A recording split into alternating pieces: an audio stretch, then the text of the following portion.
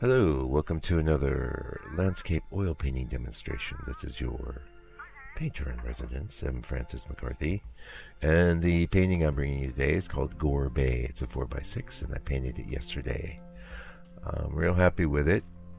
The reason I did this little 4x6 is I've got this show coming up, and I had kind of a fancy frame that was a 4x, actually not quite a 4x6 because it came from a country that doesn't know how to measure things properly. It was actually 5 3/4 by 4. But so that's why you can see that one edge of the board there. I cut it down. That's the thing. Sometimes these little ready-made frames, you can get some beautiful looking frames, but you'll have to adjust your board size. In this case, it's good. I noted it before I did the painting. Usually also I don't do paintings for specific frames. It's not my thing. I like to paint in standard sizes and be able to swap frames, take things out of frames if they don't sell, or put new things in, like that. We're painting on a bit of MDF today. I don't usually like MDF, but I have some of these small boards and they're alright. I have primed it with 2 coats of transparent gesso, and then I rubbed a bit of raw umber acrylic paint over the top. Very, very lovely surface to paint on. I actually really enjoy painting on MDF. It's a very smooth and nice surface, but kind of good to avoid it because it doesn't deal well with water at all. In the smaller sizes, I feel they're more stable, less of an issue. I have a bunch of little 3.5 by 3.5s, and yeah, still use them. Yeah. Anyway, we're working on the sky here now, and what I was thinking through things maybe I wanted to talk about in this video to help you out, and it's a bit of a common theme for me, but hopefully I can come at it from a different angle, and that would be inspiration versus just working. And what got me thinking about that is if you watch a lot of my videos, you'll see that I have a fairly work-oriented approach. In fact, so much so you'll see me start in that upper R left hand corner, and then work down from there. That's a holdover from my years of being a pencil artist, and also pen and ink. Generally, you want to keep the wet ink and stuff away from where your hand rests. It's not as much of an issue when you're working vertically, of course. But I have a very similar approach to how I do skies, but the skies always end up looking somewhat different, and I think it's good to develop a method of working, and I'm not talking about a formula of working, because you need to have a method or approach that will sustain you through whatever sort of subject matter you're going after. Somewhat methodical, I guess is how I would put it, and then you allow inspiration in each moment, in each stroke, to manifest. That is how I like to work, and how I recommend you might consider working. So as opposed to waiting for some seizure of inspiration to strike you, and I'm going to do this, I'm going to do that. I'm into a more calm and methodical approach that's consistent. So I got to think about this because mostly I've been doing these sorts of images much bigger, but now I'm coming up on this show. There's a few things I want to have some.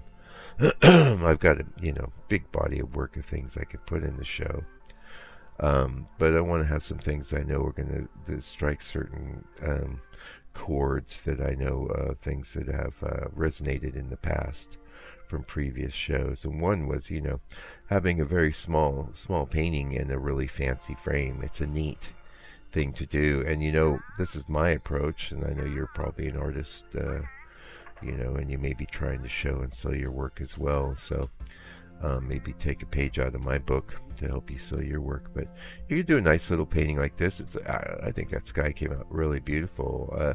I love the immediacy I can get with the little minis, you know. Um, and I'm comfortable painting things like skies at much larger sizes too. It's going to be similar looking and feeling, but less room to fiddle around, that's for sure. Um, you take the painting and you price it. You know, usually like you will be able to buy this in my store for $125 US. And that's got a little extra padding due to the shipping, extremely high shipping out of here in New Zealand, which is always included. Um, so that's pretty reasonable, right? But let's say I've got an extra fancy frame. Like what I'll do there is, like, the frame might have cost me 150, 200, who knows? I'll just add that right on the top. And so you got a little 4x6 that you're selling for 350 or something like that. And that is something that has worked for me quite a few times in the past. Not all the time, but the frame alone will strike a chord with certain segment of the art buying public. Yeah, I don't want to call them consumers, because art is hardly something you consume, you know. I think pizzas are something you consume. Art is something you appreciate and enjoy. And the people that buy art are very interesting people. Really the best people, if you think about it. I love it when people buy my work. It's my absolute favorite way to be supported. And I really thank those of you that have taken a little bit of initiative and gone to my store and bought some things lately, as well as those of you buying my book. Really appreciate it. We got the second order in before the holiday shutdown, the big holiday shutdown here. So I'll be able to ship these books out, and there's a few little slight corrections in there. So if you really want to be a collector, you can buy the I don't even want to call it a second edition, but in fact I'm going to keep signing and numbering from the same sequence as the first one. So right now we're up to I don't know, signed and number 30 something, and I'm going to just keep going with that. And of course there's been some I've had to distribute in other ways, or like if I have a really lovely person at a gallery I work with, and who's been helping me, and when I gave her one, and that's not signed and numbered. It's signed and numbered if you order it and buy it. Yeah. Anyway, it looks beautiful, and oh hey, here we go. We got an ad for my book coming up. 5, 4, 3, 2, 1. Do you want to paint tonally? Do you want to paint better? Tired of trying to find the info you need? There are hundreds of videos in this channel. You could watch for days and not find the info you're looking for, until now.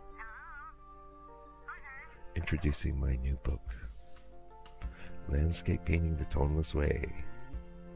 Everything you want to know in one place. That book. Order your copy today, Landscape Painting the Toneless Way. Links below the video, links on my site. I think I've made it easy to find and buy now. And yeah, we've been sending them out. I don't make much on it, but I'm so happy. Sent one to the Dominican Republic last week. What a thrill! What a thrill! I would love it if the book gets into every country on the globe. And because my feeling about books, unlike stuff on the internet, it's all very ephemeral, hard to find again, but a book is a book. A book, yeah, sure, you buy it, you look at it for a while, you put it on the shelf, but you keep it, and then you pass it on, when you're done with it. That's so valuable. And really, you could, one of the most permanent and lasting and enduring ways of exchanging information. So I'm so thrilled I finally got it done and printed, and it's there for you. Okay, so what am I doing with that little back ridge? You wondering? Okay, that's now from the photo it was a lot darker and clearer. I definitely pushed it back. And so you want to install that sort of aerial, it's called aerial perspective for those of you that don't know. And if you do know, pardon me for, I just want to clue everyone in that may not know. That's like the mist or the dust even that's in the air in between you and the thing you're painting. And so this is one definite way you can increase a feeling, get a feeling of distance. Yeah, I did that here. Also, you don't want a lot of little tweaky details. Maybe you notice at the top of one of these little cliffs there was a tiny little tree. And if you watch the video in the members area, which, by the way, I welcome you to join there. You got the full-length videos of me painting live in the studio in the trenches as we are creating the paintings. Lots of insights to come across. Of course, the pace is way slower, but yeah, a lot of people like to keep them on while they're doing their painting and just kind of listen and look over once in a while. It's kind of like we're painting together, isn't it? Isn't it nice? There you get to see the reference image, you get to see the initial color mixing session, and there's a session at when I'm showing the reference image, I'm talking about things I'm looking out for, things I'm changing, things that I think are good to watch out for. And this painting wasn't a lot. I made the sand on the bottom darker. You don't need that bright. That kind of pulls our focus up. Of course, the sky and the reference image was subbed out. It was, just regular old blue sky. I made something interesting. I'd love to throw some brightness in the sky right up against the landforms or trees. In this case, there's not a lot of, well, there are trees, but they're pretty small and in the distance.